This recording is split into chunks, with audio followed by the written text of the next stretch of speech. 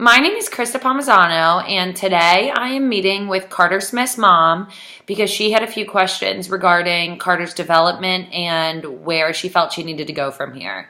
So, hi, Mrs. Smith. Hi, thanks for meeting with me today. Like you said, I am a little concerned about Carter's development and was hoping you could answer a few questions for me. Absolutely, let's get started. What exactly is an IEP? So, an IEP stands for Individualized Education Program, and this individualized is really the main part of this. And this is written for each student that it has to do with, and it builds on the individual student's strengths and interests, which hopefully results in some positive outcomes for the student. This is an inclusive progress that would include you and Carter and among other people. Like I said, hopefully resulting in a positive outcome in Carter's education and building on his strengths and interests. Does that make sense? Yes, it does. Thank you. Awesome. Who's going to help me through this process? That's a good question because this can really get tough sometimes. And there are a lot of people that can help you, such as educators, therapists, administrators. The IEP process makes it so that you as the parent are a collaborative team member, and you have the right to participate in every decision that's related to the identification, the evaluation, and the placement, and you have to give consent to any initial evaluation, assessment, or placement decision that's made. So like I said, there are a lot of people that can help you through this process. I don't want you to ever feel alone throughout it. You can talk to Carter's general education teacher, his special education teacher, the therapist that he's working with, if he's working with any, or the administrator of the school that Carter is attending. Does that make sense? Yeah, it does. Awesome. Do you have any other questions? Yeah. What exactly is the IEP process? So the IEP process is made up of 7 steps. And right now I'm going to go through the 7 steps with you. And if you have any questions throughout this, just let me know. The first step is the intervention services. And this happens before anything else because it's supposed to help. It influences the teacher to help the student in any way they can before beginning the special education process. So these attempts should be made to help the child before any referral is made or anything like that. And it's really important to note here that RTI can be implemented, and that's response to intervention. So this is the early identification that a learner might need help with behavior needs or just learning needs. They aren't picking up information as fast as other students in the class. And there are 4 essential components to RTI. And these are high quality, scientifically based classroom instruction. So these are evidence-based interventions that these teachers are implementing in order to help the child get on track with typically developing age peers. The second component of RTI is ongoing student assessment. So the teacher that's implementing this RTI needs to be taking progress throughout all of this and collecting data and work samples and things like that in order to decide if this intervention that they're implementing is working. The third component of RTI is tiered instruction, and this means they're doing these interventions with increasing levels of intensity. So they would start at the very bottom and do what they think is the least necessary, or not the least necessary, but like the least of intensity to do, and then they would go up from there depending on the needs of the child. The fourth component of RTI is parent involvement, and this, at the end of it, they would be reporting the progress to you and letting you know that the data that they found and if this intervention that they implemented was useful or where they were going to go from here. So the second step of the IEP process is the referral. And this can come from you if you truly believe that Carter's development is delayed, or if you want to talk to somebody about it or things like that, and you can talk to the general education teacher, the special education teacher, the school psych. You can talk to a lot of people if you want to have a conversation about the referral of the IEP process. This referral can also be made by anybody that's involved in Carter's education. So that would be the general education teacher, the special education teacher, the counselor, anybody along those lines who thinks that an evaluation would be necessary. So the third step of the IEP process would be consent. And this is important for you to know because you have to sign off and give consent on everything that's happening. And you need to be notified if Carter is going to be evaluated or if there was a referral or anything along those lines.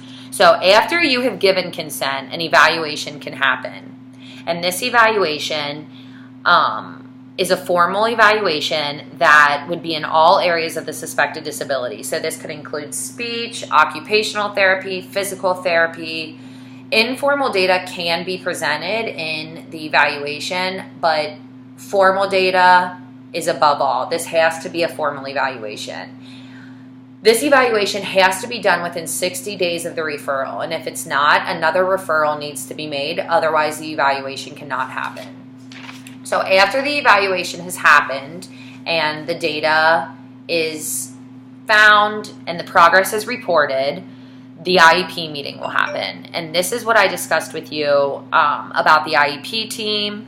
And the IEP team will be created, and this could include general education teachers, school administrators, special education teachers, most importantly you and the student. So that would be Carter. And if Carter can partake in the IEP meeting, then that would be great because he would be able to share his interests and his goals and things like that as far as his future and where he wants to go. So during this IEP meeting, there are several areas that are discussed, and this is the present levels, the goals, objectives, placement, evaluation criteria, and the duration of services. And this duration of services would be how many minutes Carter would receive speech or OT or physical therapy, and all of this IEP is really fit to meet the student. So it would be fit to Carter's needs and what his interests are and his strengths and where you feel he's really succeeding. After the IEP meeting, a placement will be determined, and this will be discussed with the IEP team regarding the child's strengths and weaknesses and decide the best placement and related services for the student. Lastly, you will sign off on everything that was discussed. If you agree with what the IEP team has found and you agree with the goals and the present levels and things like that, you can give your consent and sign the IEP, and then it will be put into place. Does that all make sense? Yeah, that makes perfect sense. Great. How do I know if Carter's goals are being met? There will be progress reported back to you every 9 weeks formally. And this will show if Carter has had negligible progress, limited progress, adequate progress.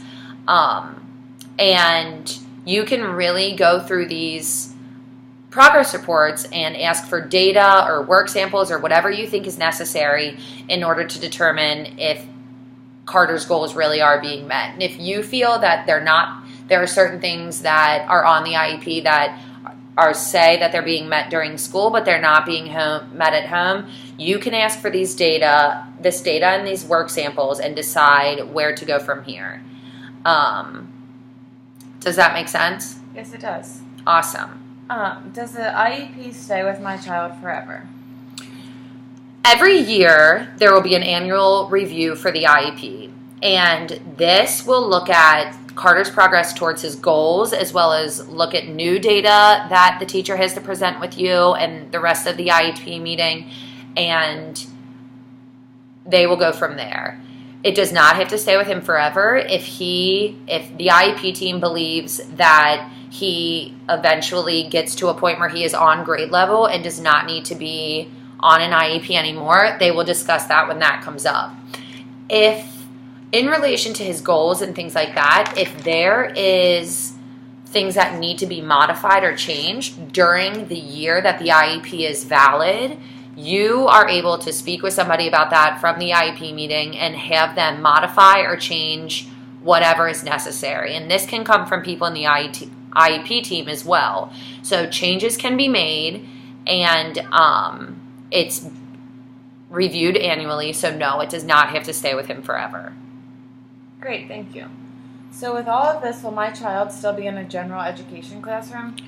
Your child will be in a general education classroom as much as the IEP team seems fit. And that is the main goal of the IEP team, is to keep your child in an inclusive setting for as much as his education as possible. For things like his related services, like speech and OT or PT or whatever that may be, he will not be in a general education setting for that, but he will be included in a general education setting as much as necessary, as much as they can get him into that. Great, that sounds awesome. Lastly, how can I get this team to really get to know my child? So the first thing that I think about that is the child needs to be incorporated in this IEP process as much as possible. If they are able to go to the IEP meetings and to speak up for themselves and decide what their interests and strengths and where they see their future going and things like that, that needs to be incorporated as much as possible. And if that is not the case, then there are many, many things that you can do in order to help these people understand your child and your end goal for your child. And you can do this by letting them know what motivates your child, what type of learner he is, what he or she likes to do at home, what you have found to be successful or what you found to be unsuccessful, and things like that.